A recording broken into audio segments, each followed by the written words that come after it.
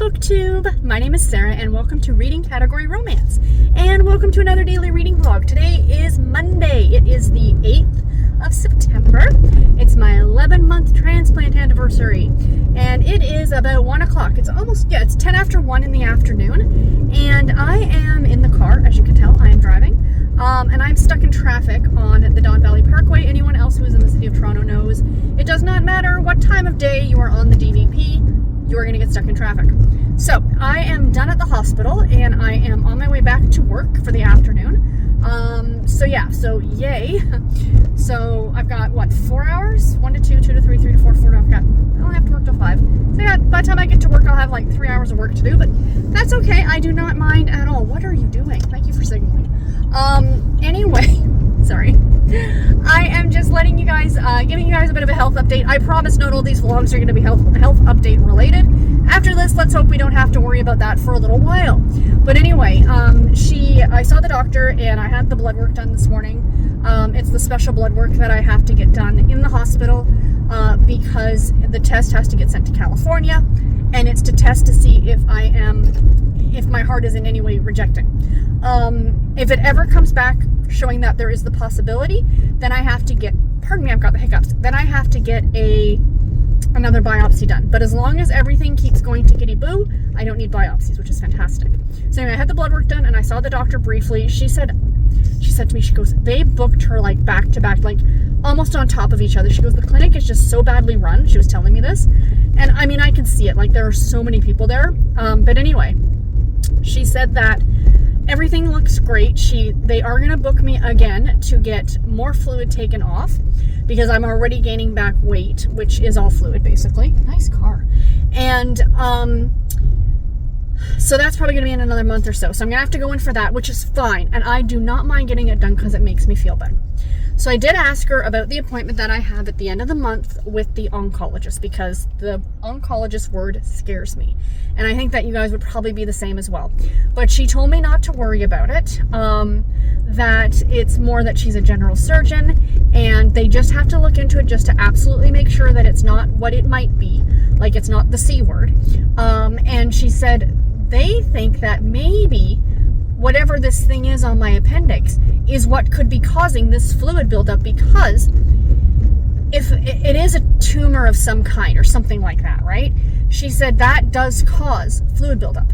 So hopefully I see this general surgeon at the end of September, decision is made and we remove the appendix and everything is fantastic. And like my doctor and I were saying, the one thing she said to me is, outside of this fluid situation that's happening here, my heart's working beautifully. So that's the big thing. And I jokingly said to her, I said, I did not go through all of this to be taken out by my appendix. So we were having a good laugh. She goes, nope. She goes, that's not the way this is happening. She goes, we're going to get this cleared up. And she says, we're going to be good to go going forward. She says, you're doing, I'm doing phenomenally from a cardiac perspective, which is fantastic. So anyway, so that's all good. And that's basically all that happened. So like I said, now I'm just driving back to work. I did get some reading done. I'm going to talk about this. I'm going to come back on because I don't want to do it right now because like I said, I'm driving and I kind of want to, I'll have a sit down talk with you guys when I get home. But I did get some reading done this morning. I read about 3 or 4 chapters of The Duke's, sorry, it's getting sunny out, you guys. The Duke's Penniless Widow by Christine Merrill, which is a Harlequin historical. I'm enjoying that one. I'll talk more about what I've been reading later on when I check back in again with you guys. And I also read another chapter of Promise on the Plains or something like that, I think, by Carrie Allen, which is the old Harlequin novel from '79 that I'm reading. I was actually reading it in the waiting room at the hospital, and the looks I was getting from some people was so funny. It's one thing to be reading a trashy romance novel. It's another thing to be reading a vintage trashy romance novel in a doctor's office. But that just goes to show that I just don't give a crap, and I will read whatever I want, whenever I want. Come and ask me about it. I'll tell you all about it. And I I listened a little bit on my way into work this morning, or not on my way to work, on my way to the hospital today, to Claudia and the Phantom Phone Calls, because I think, like I said, I'm rereading the first 12 books on audio, because I had stopped at book 12, and I just was in the mood to listen to them on audio, because I have them. So I'm listening to them on audio, and yeah, so that's it, you guys. I will check in with you tonight when I get home. Bye, guys. Hello friends, it is about 5:45 at night and coming to the final clip of this vlog. Going forward, I probably won't get multiple clips in the vlogs. It'll probably just be the one sit down chatting at the end of the day. But yeah, so I got to work and I did my work until 5 o'clock. I left just after 5 and I've been home for about 20 minutes or so. Sorry, the cats, of course, as soon as I sit down to do this, are sitting in the hall fighting. And yeah, so I had a late lunch. I didn't have lunch till I ate between 2 and 3 o'clock because on the way home from the hospital, I love dry cereal, like the kids' cereal. Count Chocula is out now because, of course, it is the season. So we got a box of Count Chocula the other day at the grocery store. So I took a little sandwich baggie of that to work or with me as a snack. So I ate that on the way back from the hospital. And then when I got to work and I was all sat at my desk and working away, I had brought crackers, turkey, like deli turkey, and pieces of little slices of Swiss cheese. So I had like a little adult Lunchables, if you will. I just needed a little chocolate bar to go with it. But I guess that's what the Count Chocula was. So I ate that, but I ate between 2 and 3. So I'm not super, super hungry for dinner right now, but I do have to eat. So I think I'm just going to go down and make myself a grilled cheese sandwich and maybe have that and some potato chips for dinner. That just sounds perfectly good for me.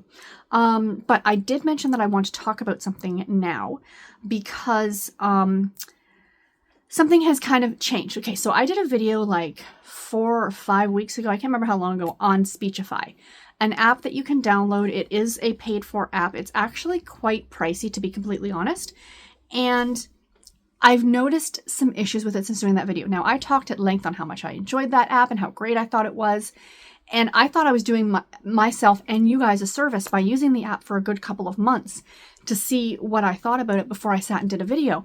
And then lo and behold, we run into problems almost as soon as I do the video. So I'm a little upset about that. So basically what had been happening is that the books that I was downloading to the app were skipping. Like, you were missing like paragraphs. And it wasn't happening just every now and then. It would happen like once a chapter. It might be a paragraph, it might be a line, it might be a couple of different lines, a couple different times. The other thing that was happening is that with the Kindle books, you need to download them to be able to listen to them.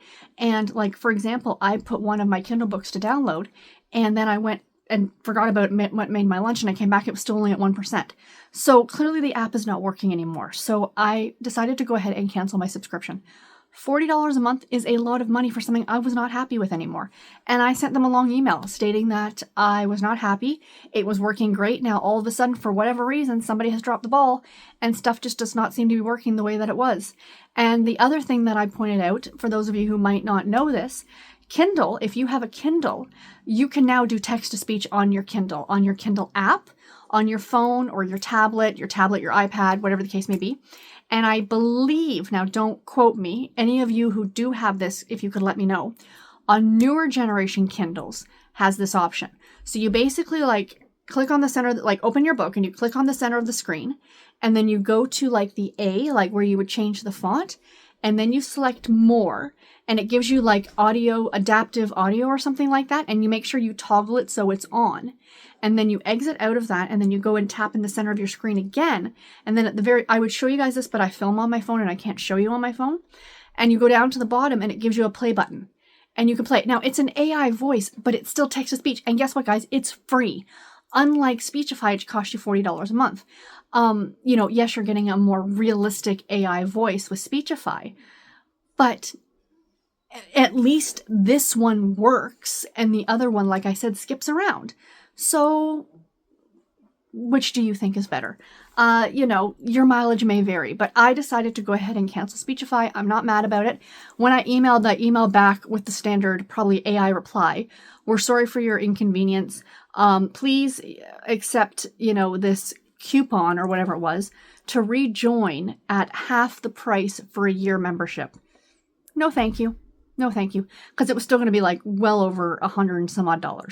And I'm not paying that. I'm not for something that does not work. Maybe in a year or two when they've worked out some more of the bugs, I'll watch some videos, I'll see other people's reviews, and then I'll make a decision. So anyway, that I just wanted to give you guys an update on because I had done a video on it a while ago. But what am I currently reading? So I am now about 20%. So because I did not have, actually, this morning I was listening to Speechify. I was listening to this book on Speechify. A Duke for the Penniless Widow by Christine Merrill. I'm now 20% of the way into it. And I got so annoyed that after like half a chapter, I turned it off. And I just sat and read this, like with my eyeballs, with my morning coffee. Usually in the mornings, I like to sit and knit and read. And I kind of miss not being able to, or listen, like read through my ears. But I can't do that now, which is fine, unless I'm doing because this is a Kindle Unlimited book, so I can absolutely do that text-to-speech thing. Maybe I'll try that tomorrow and see how it goes. I'll report back and let you guys know how it goes. How much it may or may not annoy me with that very robotic AI voice. But anyway, so I'm about 20% of the way into this one. I am very, very much enjoying it. Did I talk about this one yesterday? I'm sure that I did. That she's a widow. Her husband unalived himself, and he had substantial debt. And one of the people that he owed debt to is this Duke. And the society papers kind of blame, if you will, the Duke for his for this gentleman's ending of his life, because he was the last person he was playing cards against and all these things. And now, so the Duke started conversing with her, and with the widow, but she doesn't want anything to do with the Duke. So he's made up a name and he's now her like benefactor. So he's like sending her money, or he's putting money into a bank account for her. He wants to make sure she's being taken care of. And it's really, really sweet. So now a year has passed, and I guess her friends are like trying to get her back into society because her year of mourning is over, and maybe now she should think about getting married again. And the Duke does kind of have a thing for her. He's been watching her for the sidelines for the past year. I mean, kind of taking care of her little boy. It's been super sweet, and I'm really, really enjoying this one, you guys. Christine Merrill is such a great historical author. I really enjoy her books. And the other one that I am reading, would you call it a historical? Probably not, because I don't like to consider myself historical. The Plains of Promise by Carrie Allen. This one takes place in the Australian outback. I am almost 50% of the way through it. I read this sitting today in the doctor's office in the hospital waiting, and you should have seen some of the looks I was getting, and I did not care. I was enjoying my old school romance novel. And I hope it made some people think about like maybe their grandmothers or their mothers or somebody who may have read these books back in the day.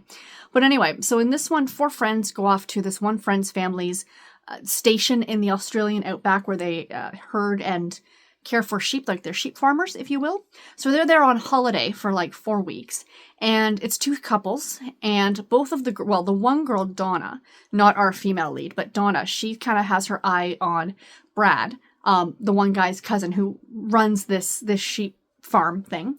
And unfortunately or fortunately, he has his eye on Gwen, our female lead. And of course, as these go back then, it was always an enemies to lover. Almost always it's an enemies to lovers. So they do not care for each other, or he fancies her, but she does not fancy him. There is an age gap. She's about 21 to his 34, 36. But again, that's pretty standard for these books back in the day. But as most of these books, not a lot really happens. So far they've gone horseback riding, and there's been a lot of like back and forth between these 2 characters. Her talking to Donna about her flirtation with this guy, with Regan.